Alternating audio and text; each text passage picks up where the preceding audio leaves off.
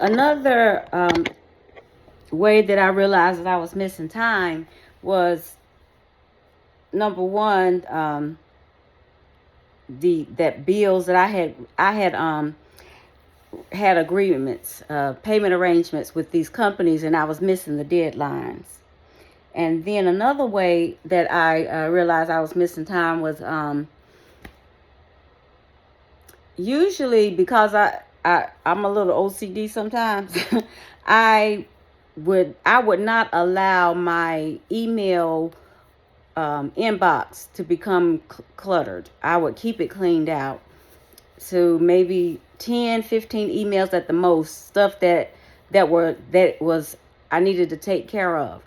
I would always keep my email inbox cleared out.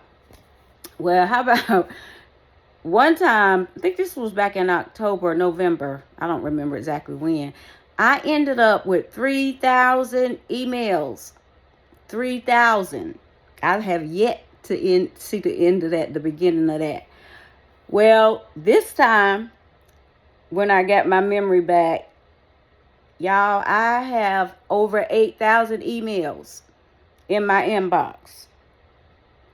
And so, yeah, that's another way that I realize I'm losing time. I don't, some stuff is happening and I'm not remembering it. And the only way that I could keep track of what was going on in my life was going back and looking at emails. That's how I'm going to have to, because I have yet to write everything down. So the only way that I'm going to be able to get everything down that was going on is I have to go back and track the oh God. Well, I'm going to have to check messages, text messages, emails, phone logs, because I couldn't account for the days that I had lost. I briefly said something about this already, about me being legalistic, and I was always trying to I was always asking, like, what do I need to do? What do I need to do? Maybe I need to fast. Maybe I need to do this, that, and the other. And I realized, and I heard another preacher say this, that sometimes, we just need to just chill. And, myself, I needed to just chill and trust God. Of course, that's easier said than done. The other thing that happened, the other significant thing that happened during this time was, I believe I received the revelation that I am the curse breaker, or one of them, for my family, for the Boss family. And that was the thing I felt like when I went to I went to fast, it was like he let me know that it's done. That whatever it was that was holding up the blessings, whatever it was that had us in a cycle of lack, and we got a lot of dysfunction. Well, everybody got dysfunction, but you can trace it. And I became aware that I was the one, or one of them, that is called to break that. That was the gist of that movie, It Ends With Us. And while it's on my mind, a couple other things that are really interesting happened during this time. I had a place on my back that itched me. It was very itchy. It itched me for years. Probably 15 or more years. And I had it removed last year. Was it last year? I think. And part of me kind of suspects that during the time that I can't remember, the amnesia, I believe when it first happened, I actually was curious, as if I was actually in the presence of the Lord. And when I still kind of wonder, because two different things. I had that cyst on my back that itched real bad. And when I got my memory back, it didn't dawn on me right then, but I realized that that spot on my back, it stopped itching. Now, I wish somebody could give me an explanation how that happened. Okay, I'm trying to wrap this up. So I mentioned that the financial position that I was in, and how that the night that I lay awake all night long trying to figure out like what in the world is going on. I was used to getting those notifications from the bank, and I wouldn't even look at them because it's like, what's the point? I don't have any money to pay the bill. My checking account was hundreds of dollars overdrawn. And then that morning, the morning after I laid awake all night long, I realized that, number one, nobody's gonna come and rescue me. I had asked some people to help me financially. They didn't have it, or said they didn't have it.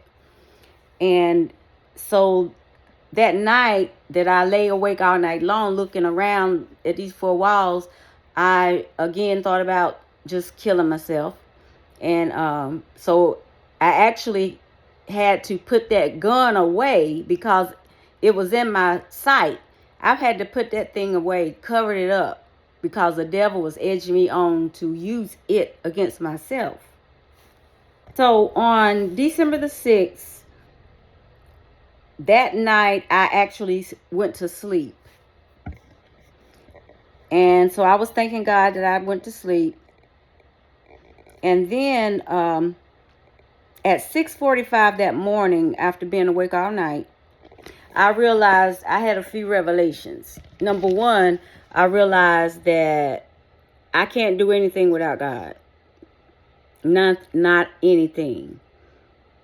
And that He has to be a vitally necessary part of our lives. He is not going to settle for just a little piece. That is as far as if you have any kind of significant call on your life. And we all have a purpose. But you cannot get to that place if you don't have Him as priority, the number one priority. So after being awake all night, and that notification, there was a notification that came across. I knew it was from Wells Fargo. And again, I ignored it because I was so used to getting the the bad news from Wells Fargo. I'm like, I ain't trying to hear nothing else y'all got to say. But so I was scrolling through. I had decided that morning, number one, nobody was going to come and help me.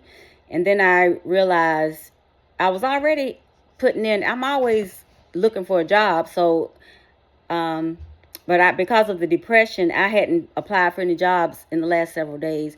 But the next morning, I said, you know what? You got to get up out of this hole that you sitting in.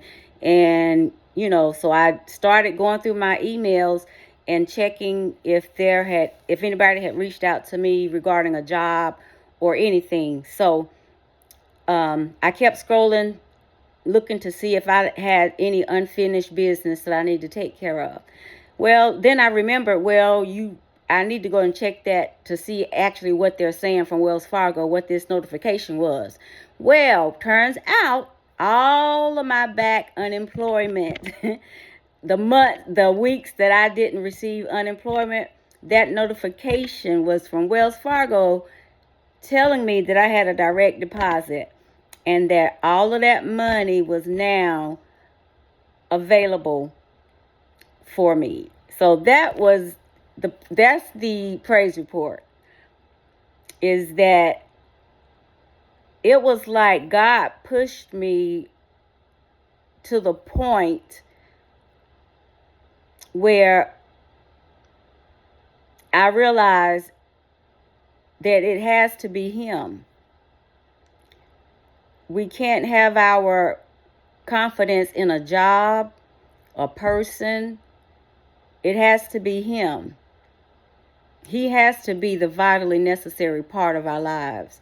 And it was like he pushed me right to the point that I had given up. I remember laying here in disbelief of what was happening to me. I thought, like I said, that I'm like, what am I gonna do? Am I gonna have to go stay in a shelter? Me? Nothing else mattered at that point. Not a car, not a house. I just thought that I had lost everything. So at that point, I got that great revelation from God. Number one, that he is the source, and to keep my eyes on him. Well, I thought that everything was about, after that, the spirit of heaviness lifted off of me. And I hadn't been back there, thank God. So I was no longer depressed. So when that money hit my bank account, like the spirit of heaviness just lifted. So I was able to catch up on, my lights didn't get cut off. Honestly, I don't even know how. I didn't lose. My stuff was not cut off. I guess God just did not allow that to happen. So after all of this, there was something else major to happen, because I assumed that I had come through the worst trial of my life, almost losing my mind, having a nervous breakdown. But yet there was something else that God had to get me to recognize.